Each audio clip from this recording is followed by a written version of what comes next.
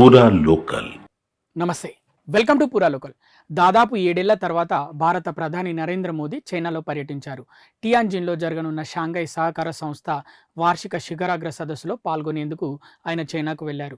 ఈ సందర్భంగా చైనా అధ్యక్షుడు జిన్పింగ్తో ఆయన భేటీ అయ్యారు. ప్రధాని మోదీ మాట్లాడుతూ చైనాతో సానుకూల సంబంధాలు కొనసాగించడానికి భారతదేశం కట్టుబడి ఉందని స్పష్టం చేశారు. గతేడాది రష్యాలోని కజాన్లో జరిగిన బ్రిక్స్ సదస్సులో జిన్పింగ్తో తన సమావేశం 2 దేశాల మధ్య సంబంధాలను పునరుద్ధరించడానికి దారితీసిందని ఆయన పేర్కొన్నారు. భారతదేశం చైనా సరిహద్దుల్లో శాంతి, స్థిరత్వం నెలకొందని, అలాగే కైలాష్ మానస సరోవర్ యాత్ర కూడా తిరిగి ప్రారంభమైందని మోదీ గుర్తు చేశారు. 2 దేశాల మధ్య ప్రత్యక్ష విమాన సర్వీసులు తిరిగి ప్రారంభం కానున్నాయని, ఇరు దేశాల సహకారంతో దాదాపు 2.8 బిలియన్ల మంది ప్రజల ప్రయోజనాలు ముడిపడి ఉన్నాయని ప్రధాని తెలిపారు.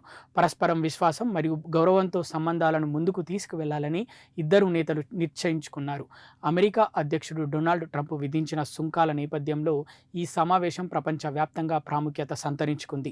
ఇప్పటికే ట్రంప్ విధించిన సుంకాలను ఖండించిన చైనా ఈ విషయంలో భారత్కు అండగా ఉంటామని ప్రకటించింది. ప్రధాని మోదీ చివరిసారిగా 2018లో చైనాలో పర్యటించారు.